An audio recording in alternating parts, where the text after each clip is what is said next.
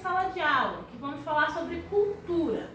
A gente já viu em sala de aula que a cultura, essa palavra cultura, ela é um termo, né, uma categoria, que ela não é uma categoria restrita, ela não serve para falar só de algumas coisas.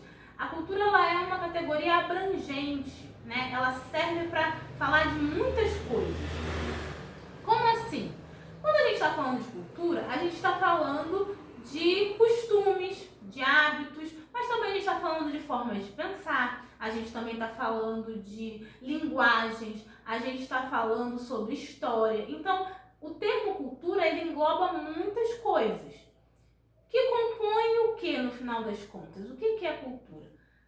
É esse conjunto de elementos que compõem o modo de vida de uma determinada população. Por quê? Se você olhar a humanidade, todos nós somos seres humanos, mas nós vivemos espalhados em lugares diferentes, onde as pessoas têm culturas diferentes. Como assim? Elas falam idiomas diferentes, elas se vestem de formas diferentes, pensam de formas diferentes, não é isso? Comem coisas diferentes, têm uma história diferente, hábitos, costumes diferentes. Então, como existem essas diferenças, a gente diz que existem diferentes culturas. Então, a forma como essas pessoas vivem, o jeito que elas vão viver, pensar e agir, é o que a gente está chamando de cultura, certo? E aí, quando eu falo em elementos culturais, eu estou falando de elementos dessa cultura, ou seja, cada coisinha que compõe essa cultura. Eu posso dizer que um elemento cultural é a alimentação. Eu posso dizer que a vestimenta é um elemento cultural, que o idioma é um elemento cultural, certo? Então, são todas esses elementos, né? Essas coisas, que não são coisas no final das contas, que compõem isso que a gente está chamando de cultura. Esses aspectos, né, da cultura. Muito bem. E aí, gente, vem uma palavrinha que a gente já também explicou em sala de aula, mas eu vou rever aqui, que é o etnocentrismo. O que é o etnocentrismo? A palavra etnocentrismo, ela vem dessa palavra aqui, ó, etnia. O que é uma etnia? Etnia é uma palavra que surgiu para substituir a palavra raça. Por quê? Já foi comprovado que não existem raças humanas. Por que não existem raças humanas? Porque as diferenças que os seres humanos apresentam na sua fisionomia e no seu corpo, elas não são suficientes para classificar essas pessoas em raças diferentes. Então não existem raças dentro da espécie humana. É uma espécie que não possui raças, porque não há diferenças suficientes para classificar as pessoas como pertencentes a diferentes raças. Porém, existem diferenças. Isso não quer dizer que são raças diferentes, certo? Muito bem, então, para substituir essa palavra raça, criou-se essa palavra aqui, etnia. E aí, qual é a diferença? A raça, ela está ligada sempre às diferenças físicas das pessoas, certo? E a etnia, ela está ligada às questões culturais. Então, percebam, se a gente for viajar pelo mundo, a gente vai ver que além dos costumes diferentes, as pessoas têm aparências diferentes, certo? Então, nós vivemos aqui no Brasil e a gente tem uma população bem diversa, as pessoas têm cores de pele diferentes, cabelos diferentes, fisionomias diferentes. Mas se a gente viajar pelo mundo, a gente vai ver que às vezes em alguns lugares as pessoas se parecem muito umas com as outras, né? Tem uma cor de pele muito parecida umas com as outras. Então, existem similaridades na aparência dessas pessoas, características biológicas, certo? No passado, quando as pessoas foram estudar as diferenças entre os diferentes povos, né? Então, quando os europeus saíram da Europa, começaram as grandes navegações, começaram a conhecer novos continentes, novos territórios, e lá encontraram pessoas que tinham aparência diferente da sua, hábitos diferentes dos seus, idiomas diferentes dos seus, eles começaram a classificar como raças diferentes. Por que eles classificavam como raças diferentes? Porque eles acreditavam que as diferenças no comportamento das pessoas vinham das suas características físicas, biológicas. Então, daí vem essa ideia, por exemplo, de que os negros que viviam no continente africano, eles tinham um comportamento diferente porque eles eram negros, porque eles tinham a pele escura, porque eles tinham um formato diferente no rosto, um formato diferente na cabeça, a altura diferente. Então, esse tipo de classificação usava as características físicas para explicar as diferenças culturais. Só que isso já foi comprovado através de estudos da própria antropologia que as nossas diferenças culturais, elas não existem por causa de características biológicas. Por quê? Por exemplo, se eu tenho um filho daqui a 9 meses, digamos assim, porque agora eu não estou tendo, mas vamos supor que daqui a 9 meses eu vou ter um bebê. E aí, esse bebê nasce aqui no Brasil, aqui em Codó, mas eu recebo uma proposta de emprego para trabalhar na Alemanha. E aí eu levo meu bebê comigo, né? Óbvio. Vou trabalhar na Alemanha e levo meu bebê comigo. Chegando na Alemanha, esse bebê que eu fiquei grávida e tive esse bebê, ele geneticamente falando, ele tem todas as minhas características biológicas, certo? Então, ele vai, todas não, mas ele tem uma herança, uma carga genética, uma herança biológica que ele vai herdar de mim e do progenitor masculino que teria feito esse bebê junto comigo. Quando eu chego lá na Europa, na Alemanha, e eu fico lá por 10 anos, por exemplo, morando com esse bebê vai aprender costumes, a cultura da Alemanha. Mesmo que eu fale português com essa criança, de vez em quando, para ele conseguir, né, conhecer a cultura do país de origem, essa criança vai aprender a falar alemão, ela vai para uma escola onde há crianças alemãs, ela vai comer comidas que os alemães comem, ela vai viver toda uma realidade social na Alemanha. Isso quer dizer que ela vai assimilar, ela vai aprender os hábitos e as culturas de lá. Então eu pergunto a vocês, essa criança que nasceu no Brasil, embora ela tenha, né, uma carga genética, uma herança biológica de pais brasileiros, ela vai ter mais características da cultura alemã ou da cultura brasileira? Se ela foi para lá beber e passou 10 anos morando lá, quando ela chegar no Brasil, ela vai sentir que ela está voltando para casa ou ela vai sentir que ela está indo para um país diferente? Claro que ela vai sentir que está indo para um país diferente. Por quê? Ela já se acostumou, ela foi educada naquela cultura ali. Então, o que define a nossa cultura não é uma característica genética, não é o nosso sangue, não é a cor da nossa pele. É a nossa convivência com as pessoas daquela população e o nosso sentimento de pertencer àquele lugar, certo? Agora, é claro, se eu educar essa criança, né, mostrando para ela os hábitos do Brasil, trazendo ela sempre para o Brasil e fazendo com que ela tenha contato com pessoas brasileiras, pode ser que ela tenha uma cultura híbrida ou características das duas culturas, certo? Multiculturalismo aí. Por quê? Porque ela vai estar acostumada com as duas culturas. Mas isso não quer dizer que isso não é uma característica biológica dela. Isso é uma característica da convivência dela com pessoas daquela cultura, certo? Então, a cultura, ela não é baseada nas nossas características físicas. E a etnia, ela é justamente a palavra que designa pessoas que têm uma origem comum, religião comum, cultura comum, né? E um sentimento de pertencer à mesma origem. Isso é uma etnia. E aí, quando a gente está falando de etnia, então a gente não está falando só de características físicas, a gente está falando desse compartilhamento de uma cultura.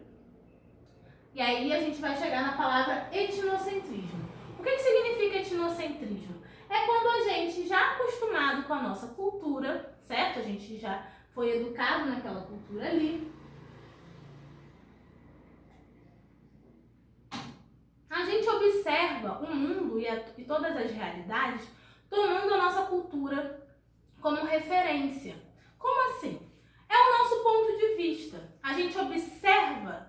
ali a partir de um ponto de vista. Ainda não entendi, Glaucia. Vamos lá. Percebam.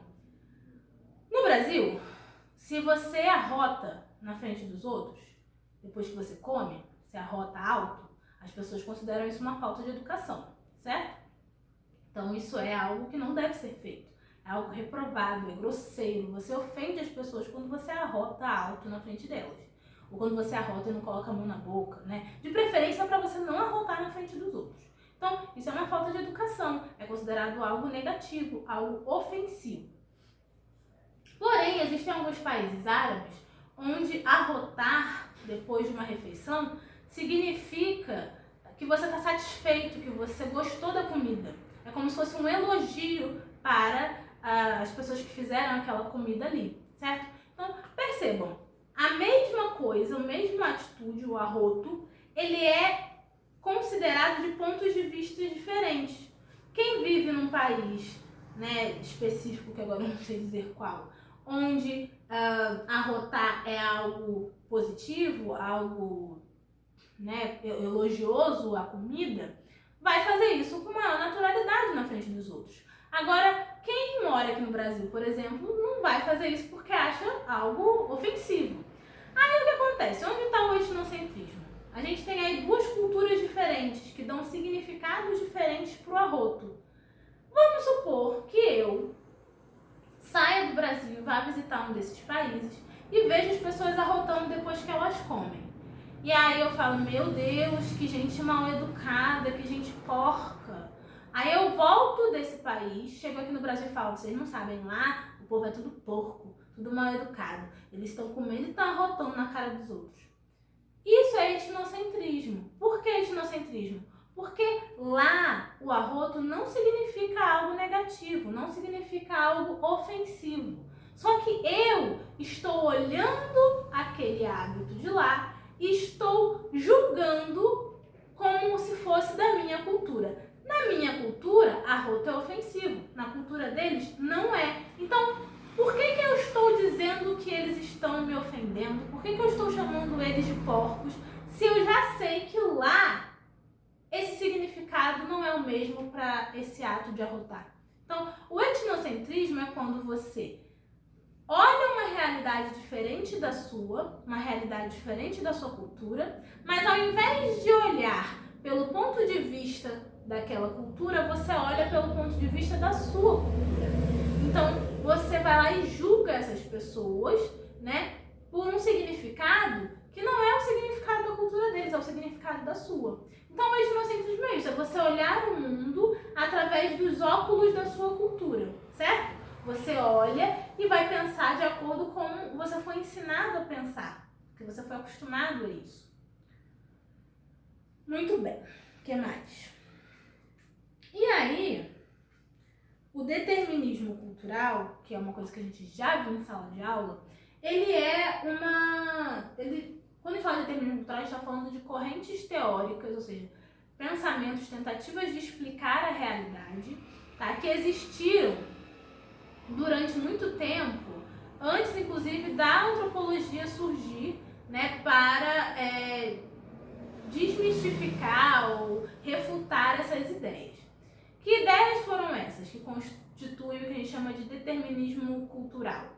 São ideias que que classificavam os diferentes comportamentos, ou seja, as diferentes culturas, e aí essa palavra cultura ela não era uma palavra utilizada como ela é utilizada hoje, mas eles classificavam os diferentes comportamentos dos diferentes povos, levando em consideração informações que não eram da cultura desses povos, mas sim das características biológicas ou das características geográficas. E aí a gente fala em dois tipos de determinismo: determinismo geográfico e determinismo biológico.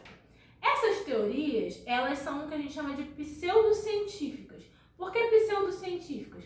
Porque elas são falsamente científicas. Elas tentavam se mostrar como científicas, mas na verdade elas não são científicas. A ciência já refutou essas ideias, ou seja, já demonstrou que essas ideias não são verdadeiras. No que consistiam essas ideias? O determinismo biológico era isso que eu falei para vocês. Explicar os comportamentos diferentes dos diferentes povos a partir das suas diferenças físicas biológicas. Então, se explicava as diferenças de comportamento observando a anatomia do corpo dessas pessoas, certo?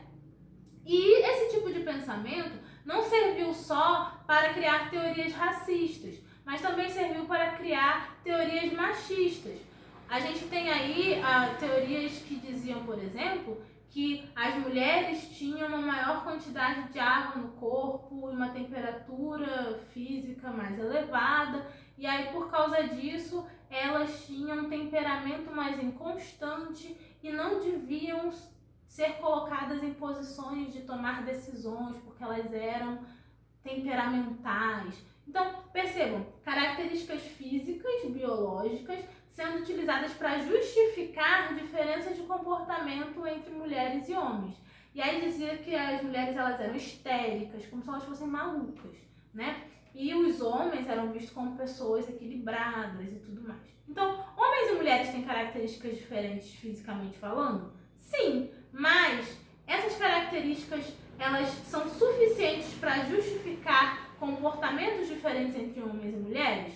Não necessariamente. Então, essas informações, elas traziam o quê? A explicação de uma coisa que não tem nada a ver, uma coisa que é característica física, para um comportamento específico, certo? Agora sim, existem alguns comportamentos das pessoas que eles são influenciados por características físicas. O problema é que, nessa época, essas informações estavam sendo ligadas sem que isso fosse comprovado cientificamente, certo? Então, hoje, existe comprovação científica de que algumas características físicas nossas tornam a gente, que a gente tenha comportamentos diferentes de uma pessoa e outra. Mas não é dessa forma como as teorias racistas definiam, certo? Então, homens e mulheres são diferentes? São, mas as diferenças entre homens e mulheres não podem ser justificadas pelas características físicas e biológicas, tá? Assim como as diferenças entre comportamentos de povos diferentes não podem ser explicadas por características biológicas. E outro tipo de determinismo cultural é o determinismo geográfico, que a gente ainda ouve muita gente usando esse tipo de justificativa, né? E que é também pseudocientífico, ou seja, não tem nenhuma comprovação, isso é mentira. Mas, o que esse pensamento dizia? Dizia que o lugar onde as pessoas viviam, as características geográficas, ou seja, o clima, o relevo, a presença de umidade, rios, etc., influenciava o comportamento dessas pessoas. Então, o clima, a temperatura, por exemplo, justificava o tipo de comportamento de uma população. Era como se você se comportasse de uma forma diferente, porque você vivia num país quente, enquanto as outras pessoas viviam num país frio. Então, essa explicação, né, ela não é verdadeira, mas as pessoas tentavam dizer que os países que as pessoas viviam em países com clima mais quente, eles tinham um comportamento X, uma cultura específica, por causa da temperatura, né? Enquanto as pessoas que viviam em países frios tinham outro comportamento por causa da temperatura. E isso não é verdade. Por quê? Porque você pode comparar países, né, culturas de pessoas que vivem em temperaturas muito parecidas, nem por isso o comportamento dessas pessoas é igual, né? São comportamentos totalmente diferentes. Então, o determinismo geográfico e o determinismo biológico, né, que são o que a gente chama de determinismo cultural, eles são pensamentos que já foram refutados, que já foram contestados e comprovados como inverídicos, né, não são verdadeiros. O que mais? Relativismo cultural. Bom, quando a gente fala que uma coisa é relativa, a gente está querendo dizer que ela não tem só uma definição, né? Por exemplo, quando eu digo que algo é relativo, quer dizer que ele pode ser, mas ele pode não ser. Eu dei o exemplo do arroto, por exemplo. Se eu perguntar para vocês, arroto é falta de educação? Aqui no Brasil todo mundo vai dizer, Mas se eu perguntar num país onde o arroto não é considerado falta de educação, as pessoas vão dizer não, é normal. Então percebam, no final das contas, arroto é falta de educação ou não é? Depende da cultura onde você está falando disso. Em algumas culturas é considerado falta de educação, em outras culturas é considerado um elogio à comida. Percebam, a mesma coisa, mas ela está sendo vista de pontos de vista diferentes, então ela vai ter significados diferentes. Então eu vou dizer que o significado do arroto ele é relativo, porque ele não é só uma coisa, ele pode ser uma coisa, mas ele pode ser outra, depende de que contexto cultural você está falando. Então, quando a gente diz que uma coisa depende, é porque ela é relativa, certo? Então, é isso. Quando a gente diz que algo é relativo, é porque a gente está avaliando que ela pode ser de um jeito, mas ela pode ser de outro também. E aí, quando a gente está falando de relativismo cultural, é justamente disso que a gente está falando, de análises, né, sobre a realidade, que buscaram perceber as diferenças entre as culturas, levando em consideração que cada cultura tem seus próprios significados. E aí, não existe uma definição só para educação, para certo e errado. Então, percebam, em algumas culturas, algumas coisas são consideradas certas, mas em outras culturas essas mesmas coisas podem ser consideradas erradas. Para não ser etnocêntrico, né, olhar só do jeito da nossa cultura, a gente precisa relativizar, a gente precisa perceber que não tem só um jeito de ver aquele comportamento. Existem jeitos diferentes porque existem culturas diferentes. Então, o relativismo cultural, ele é uma quantidade de correntes de explicação teórica, né, sobre as diferenças entre as culturas, que levava em consideração que cada cultura tem seu próprio conjunto de símbolos, que cada cultura vai dar significados diferentes a determinadas coisas. Então, riqueza para uma cultura pode ser ter muito ouro, mas para outra cultura, riqueza pode ser ter muita natureza à sua volta. Então, essas ideias, elas são diferentes, elas, né, não tem como você entender de um jeito só. Você precisa compreender como cada cultura enxerga aquilo ali. E isso é o relativismo cultural. Muito bem. Agora vamos a essas palavrinhas aqui que vocês fazem mal salada do mundo e não sabem o que é o que. Mas eu já expliquei isso em sala de aula e também já passei um vídeo para vocês falando sobre isso. Mas vamos lá. Quando a gente fala de preconceito, a gente está falando de um julgamento, tá, antecipado, ou seja, pré-conceito. Isso quer dizer que você está julgando antes de conhecer, certo? O preconceito é aquele famoso eu acho. Eu não sei, eu não conheço, mas eu acho que aquela menina ali é chata. Você não sabe, você nunca falou com ela, mas você olha pra cara dela e você julga ela só pela aparência e já acha que ela é chata. Isso é preconceito. Percebam, o preconceito, ele é uma forma de pensar. A gente julga as pessoas, pode estar caladinho aqui julgando os outros, né? Você pode estar assistindo esse vídeo e estar me julgando, pensando assim, essa mulher aí, não sei não. Só que você não precisa falar isso, você pode estar só pensando sozinho. E você está sendo preconceituoso. Você está tendo ideias sobre mim que você não sabe, porque você não me conhece. Então, percebam, preconceito é quando você julga antecipadamente, certo? Você faz isso no seu pensamento. Você pode falar do seu preconceito? Pode, você pode pegar e falar assim, eu acho que aquela professora ali é maluca. Você falou, você julgou e falou, mas você pode também só ficar quietinho e ficar pensando, eu acho que ela é doida. Então, o preconceito ele pode soar como palavras, como atos, mas ele tem sempre um princípio no nosso pensamento, ele é um julgamento. A discriminação, ela é diferente do preconceito, não é a mesma coisa. Por quê? Discriminar significa tratar de maneira diferente, ou seja, tratar de forma inferior, não é isso? Valorizar mais uns do que outros. Essa discriminação, ela tem a ver com uma ação. A discriminação, ela é sempre uma ação. Ela não está no nosso pensamento. Ela está no nosso ato. Então, como é discriminar? Discriminar é você pensar assim, hoje tem aula de sociologia e aula de matemática. vou ver só aula de matemática porque sociologia não é importante. Você está discriminando essas matérias. São duas matérias que estão dentro do seu currículo escolar, mas você está considerando que uma é menos importante do que a outra. E você vai prestar atenção só em uma das aulas. Isso é discriminação, certo? A discriminação, ela pode estar relacionada ao preconceito. Por exemplo, você nunca assistiu uma aula de sociologia minha, mas você olha pra minha cara e fala, eu acho que essa mulher não sabe nada. Aí você vai lá e falta a minha aula. Então, você primeiro julgou, achou que eu não sei nada, depois você agiu de forma discriminatória. Você faltou a minha aula, mas foi para a aula de matemática.